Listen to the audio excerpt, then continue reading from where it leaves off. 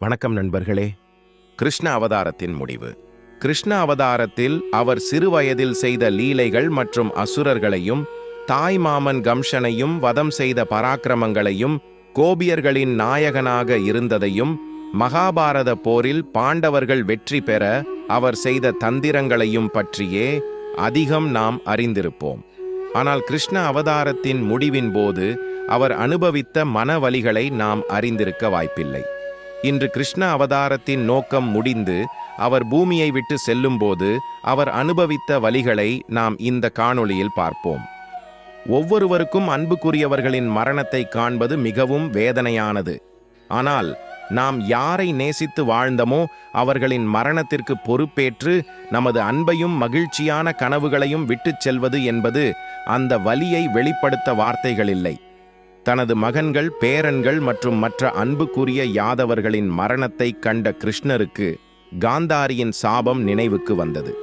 குருக்ஷேத்திர போருக்கு பிறகு 36 ஆண்டுகளுக்கு பிறகு காந்தாரியின் சாபம் அதன் போக்கை கண்டறிந்தது. கிருஷ்ணர் காந்தாரியின் சாபத்தின் போக்கின் நிகழ்வை சொல்ல வார்த்தைகளின்றி நின்றார். அப்போது அங்கு வந்த தாருகன் கிருஷ்ணரிடம், கிட்டத்தட்ட யாதவ குலத்தில் உள்ள ஆண்கள் அனைவரும் கொல்லப்பட்டு விட்டனர். உங்கள் மகன்களும் பேர குழந்தைகளும் இறந்துவிட்டனர். நாம் பலராமரிடம் சென்று பிரச்சனையை பற்றி தெரிவிப்போம். குறைந்தபட்சம் நமது யாதவ குல பெண்களையும் குழந்தைகளையுமாவது காப்பாற்ற வேண்டும். பலராமர் கடலோரத்தில் ஒரு மரத்தடியில் தியானம் செய்து கொண்டிருந்ததை கண்டதாக காவலர்கள் தன்னிடம் கூறியதாக சொன்னார். தாருகன் இப்படி சொன்னதை கேட்ட கிருஷ்ணர் மீண்டும் சுயநினைவுக்கு வந்தார். கிருஷ்ணர் ஏதோ ஒரு மாயத் தோற்றத்தில் இருப்பது போல் தாருகனை பின்தொடர்ந்து சென்றார். கிருஷ்ணரும் தாருகனும் கடற்கரைக்கு சென்று ஒரு அகன்ற மரத்தின் அடியில் பலராமர் தியானம் செய்து கொண்டிருந்ததை கண்டனர். கிருஷ்ணரும் தாருகனும் பலராமரை நோக்கி நெருங்கி வந்தபோது பலராமரின் வாயிலிருந்து பளபளப்பான பால் போன்ற வெள்ளை நிற பாம்பு வெளியே வருவதை கண்டனர். அந்த பாம்பு தண்ணீருக்குள் நுழைந்து மறைந்து விட்டது. பாம்புகளின் மன்னன் ஆதிசேஷன் மனித உடலை விட்டு விஷ்ணு லோகத்தை அடைந்தான். தக்ஷகன், வாசுகி மற்றும் கார்கோடகன் ஆகிய தெய்வீக பாம்புகள் தங்கள் ராஜாவை மரியாதையுடனும் பக்தியுடனும் வரவேற்றன.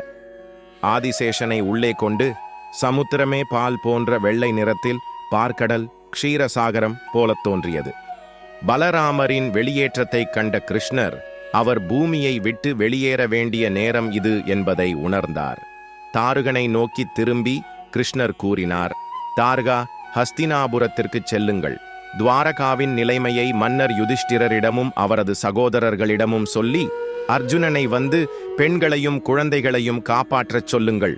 மேலும் சகோதரர் பலராமர் இப்போது இல்லை என்றும் அவர் இங்கு வருவதற்குள் நானும் வெளியேறியிருப்பேன் என்றும் அவர்களிடம் சொல்லுங்கள்.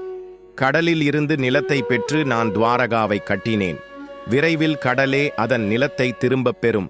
துவாரகா வெள்ளத்தில் மூழ்குவதற்கு முன்பு யாதவர்களின் பெண்களையும் குழந்தைகளையும் காப்பாற்ற அர்ஜுனனை அழைத்து வரவும்.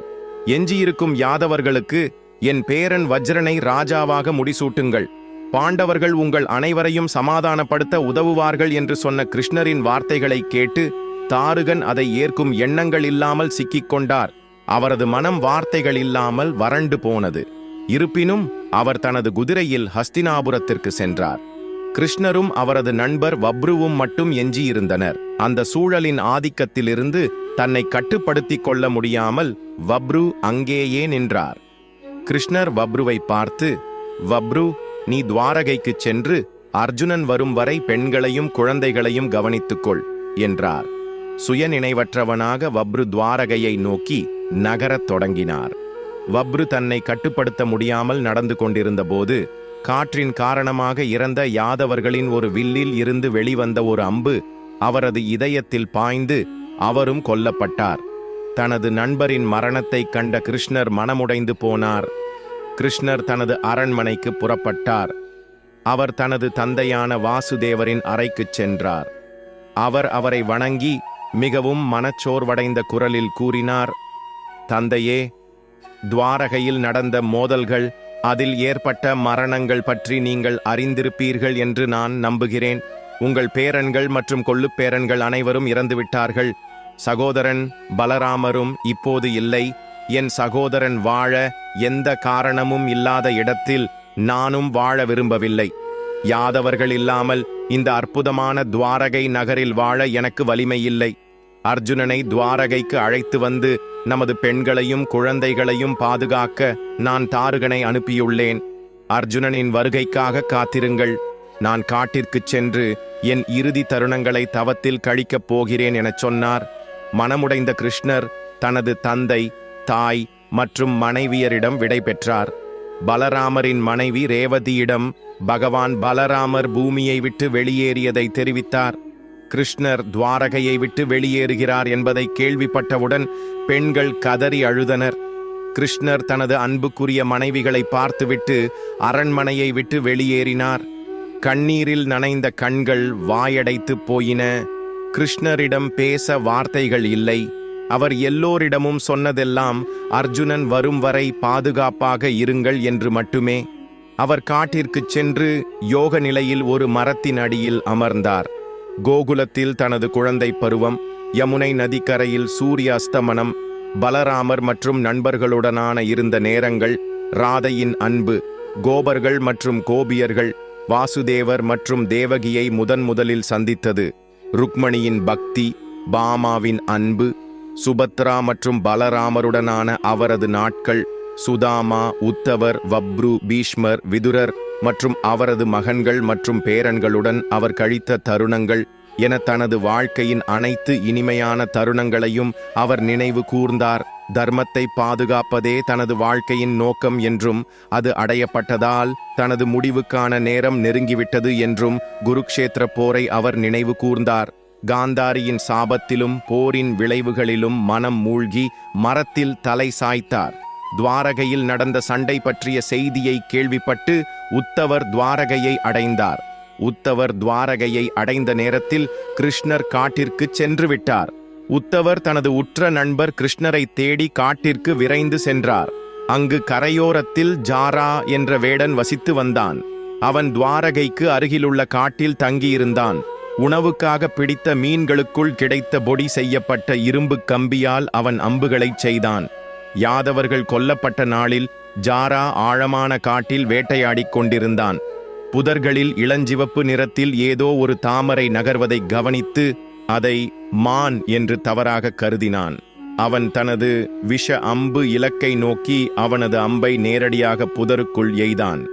அவன் தனது இரையை தவறாக தேடி பிடித்திருந்தாலும் அவன் இலக்கு அவன் குறிவைத்த இடத்தில் சரியாக தாக்கியது. ஜாரா உணவுக்காக தனது இறைச்சியை சேகரிக்க அருகில் சென்றபோது அது மான் அல்ல, கிருஷ்ணரின் கால்கள் என்பதை அவன் கவனித்தான். அதை ஒரு மான் என்று தவறாக கருதி ஜாரா அந்த அம்பை கிருஷ்ணரின் இடது பாதத்தில் துளைத்தான். பயந்து கவலைப்பட்டு ஜரா கருணைக்காக கிருஷ்ணரிடம் மன்றாடினாள். ஓ அன்பே ஜரா, பயப்படாதே அல்லது வருத்தப்படாதே, இவை விதியின் வழிகள்.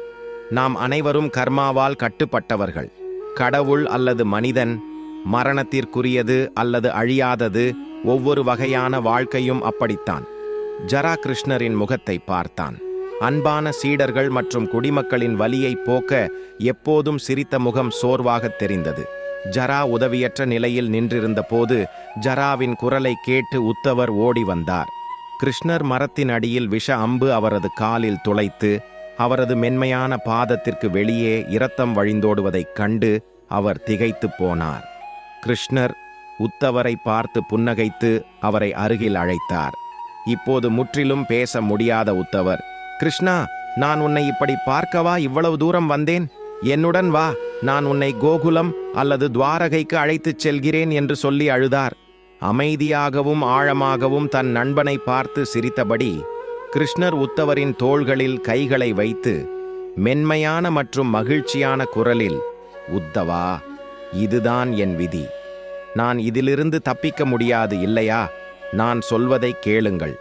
யாதவ குலத்தின் முடிவு நெருங்கிவிட்டது என்பதை நான் காண்கிறேன். என் மறைவை பற்றி என் குடும்பத்தினருக்கும் துவாரகை மக்களுக்கும் தெரிவிக்கவும்.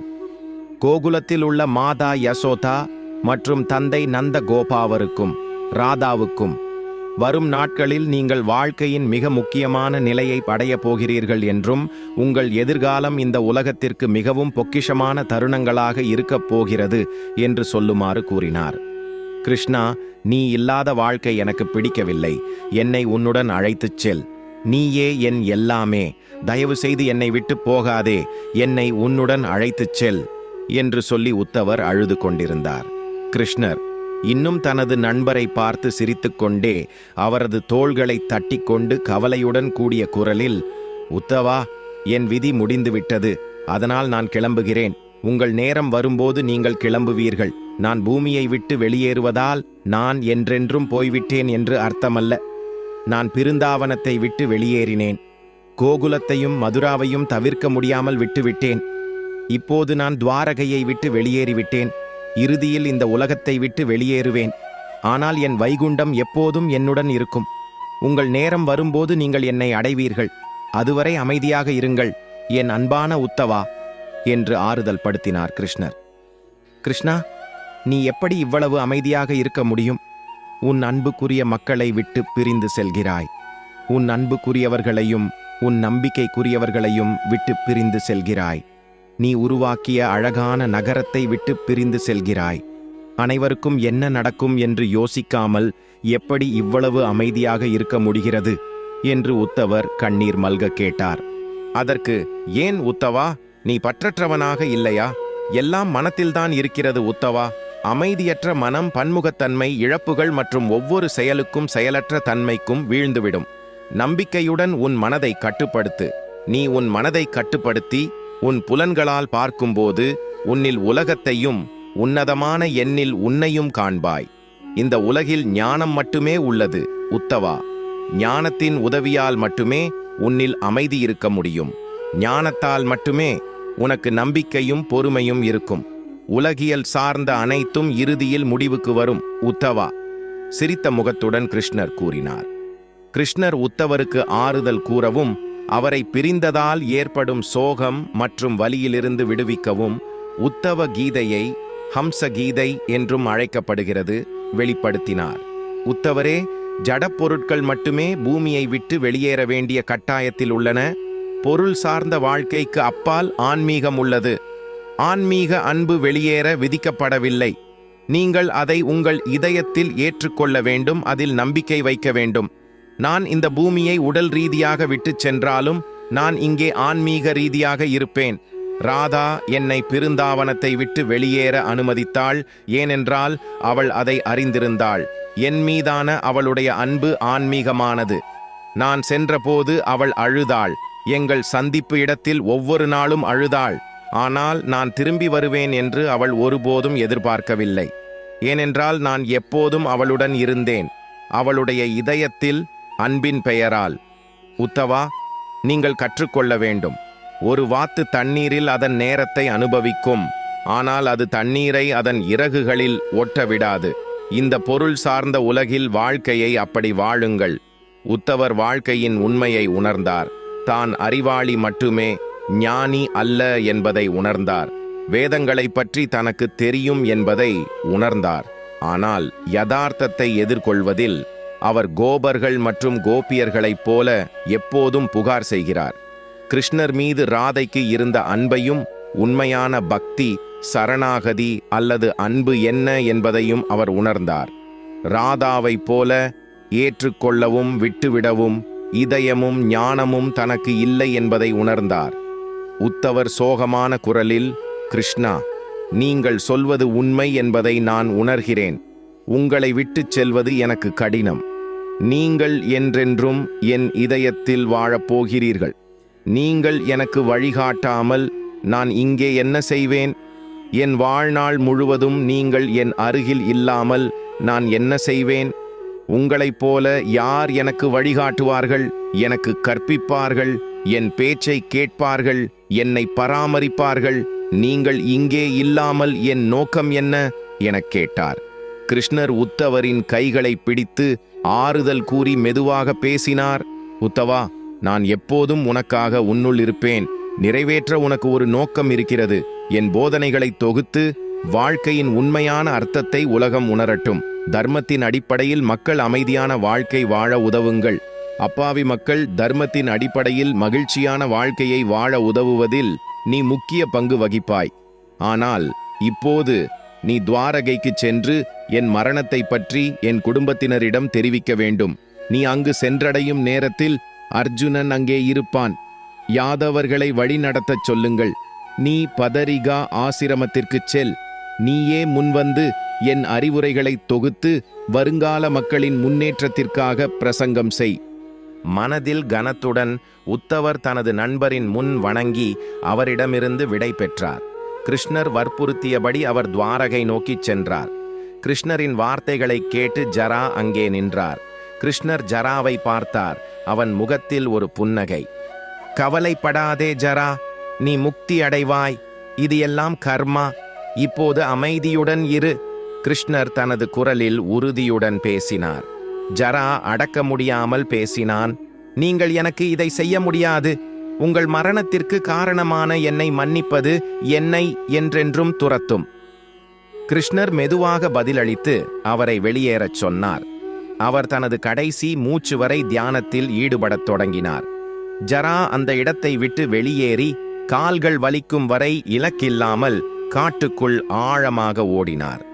கிருஷ்ணரின் வார்த்தைகள் அவரது மனதில் எதிரொலித்தன. கிருஷ்ணரின் வலி நிறைந்த ஆனால் புன்னகைத்த தோற்றம் அவரது கண்களுக்கு முன்பாக ஒவ்வொரு நொடியும் மின்னியது. அவர் ஒரு மரத்தடியில் அமர்ந்து மிகவும் அழுதார். கிருஷ்ணரின் குரல் மரங்களிலும் பூக்களிலும் எதிரொலித்தது. நடந்த எல்லாவற்றிற்கும் உன்னையே குற்றம் சாட்டி உன்னை நீயே காயப்படுத்திக் கொள்ளாதே ஜரா. என் வாழ்க்கையின் நோக்கம் முடிந்துவிட்டது. என் வாழ்க்கையை முடிவுக்கு கொண்டு வருவதே உன் நோக்கம். எப்படியோ எல்லாம் கர்மா. நீ வெறும் கருவியாக இருந்தாய். வலியால் நிறைந்திருந்த என்னை சபித்த ஒரு தாயின் இதயத்தை நீ திருப்திப்படுத்தினாய். உனக்குள் அமைதியை காண்பாயாக. கவலைப்படாதே. கிருஷ்ணரின் வார்த்தைகள் ஜராவின் இதயத்தை அமைதிப்படுத்தின. மனதில் தெளிவு பெற்ற ஜரா யோக நிலையில் அமர்ந்து தனது கடைசி மூச்சு வரை தவம் செய்யத் தொடங்கினார். அனைவராலும் மிகவும் நேசிக்கப்பட்ட, பொக்கிஷமாக மதிக்கப்பட்ட கிருஷ்ணர் தனது இறுதி மூச்சை விட்டுவிட்டு யோக நிலையில் காட்டில் தனியாக இறந்தார். அவர் தனது உலகத்திற்கு திரும்பிச் சென்று தனது நோக்கத்தை நிறைவேற்றி ஒவ்வொரு இதயத்தையும் அவர் மீதான அன்பால் என்றென்றும் நிரப்பினார். ஹரே கிருஷ்ணா, ஹரே கோவிந்தா. இந்த காணொளி பிடித்திருந்தால் சப்ஸ்கிரைப் செய்து கமெண்டில் ஹரே கிருஷ்ணா என்று எழுதுங்கள். இந்த பதிவை உங்கள் நண்பர்களுக்கு, உறவினர்களுக்கு ஷேர் பண்ணுங்கள்.